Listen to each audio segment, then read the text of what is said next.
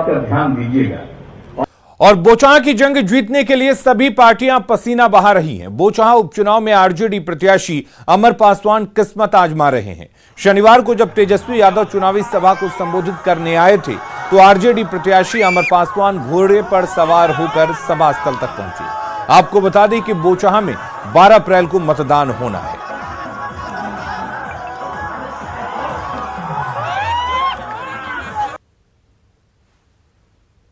केंद्रीय मंत्री गिरिराज सिंह ने अजान पर बिहार के मंत्री जनक राम के बयान का समर्थन किया है।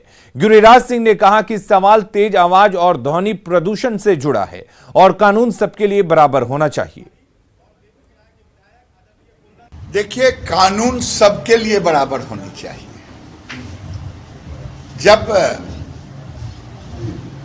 प्रदूषण का सवाल उठता है, प्रदूषण आवाज का भी है, प्रदूषण वायु का भी है, और दुनिया के कई देश हैं जो एक खास मजहब के हैं, फिर भी वहां इतनी तेज आवाज में सवेरे लोगों के नींद को हराम नहीं करते।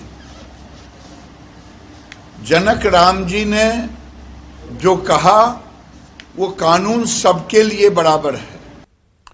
और वहीं धर्म विशेष की बढ़ती आबादी पर केंद्रीय मंत्री गिरिराज सिंह ने कहा कि उन्हें बढ़ती आबादी से नहीं बल्कि कट्टरवादी सोच से परेशानी है। उन्होंने कहा कि कट्टरवादी सोच पूरे देश में नई नई समस्या पैदा कर रही है। हमें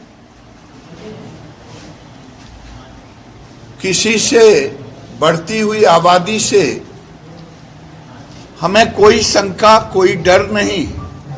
मुझे कट्टरवादी सोच से भय है। ये कट्टरवादी सोच के कारण ही ये सारी घटना घट रही है जो देश के विभिन्न क्षेत्रों में आज एक कट्टरवादिता का माहौल क्रिएट हो रहा है।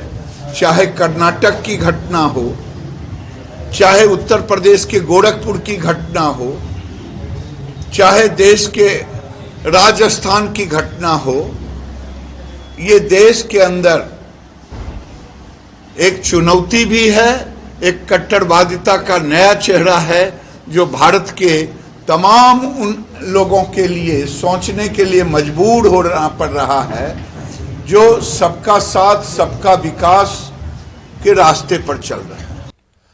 अजान विवाद पर जेडीयू का कहना है कि धार्मिक भावनाओं के खिलाफ बोलना ठीक नहीं है। वहीं कांग्रेस और आरजेडी ने बीजेपी नेताओं के बयान को बेतुका बताया है। किसी के पक्ष में खड़ा होना, किसी के विपक्ष में खड़ा होना। मंदिरों में भी लाउड स्पीकर बजता है, आरती होती है, आराधना होता है, मस्जिद में भी यह काम अजान के रूप में होता है।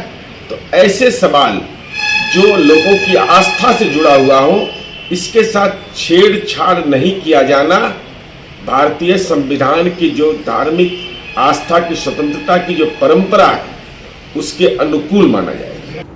बीजेपी के नेता लगातार भाषाई आतंक फैला रहे हैं और अजान पर बयान दे रहे हैं। अजान और रामायण राजनीति का विषय नहीं है। जनता का फरमान है कि 19 लाख रोजगार कहाँ है, महंगाई क्यों चरम पर है, भ्रष्टाचार अपराध कब कम होंगे, इस पर कोई नहीं बोल रहा।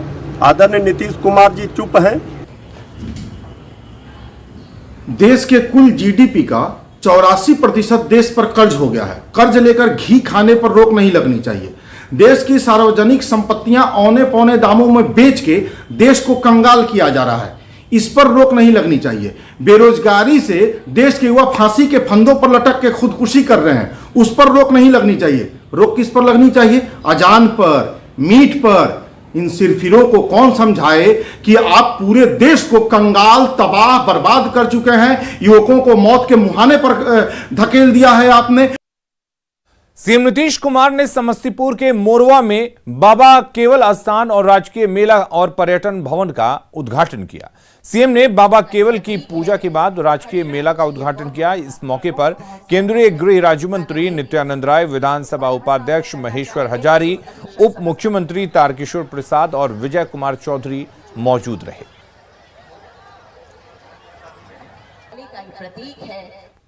और अब बात रामनवमी की। आज पूरे देश में रामनवमी धूमधाम से मनाई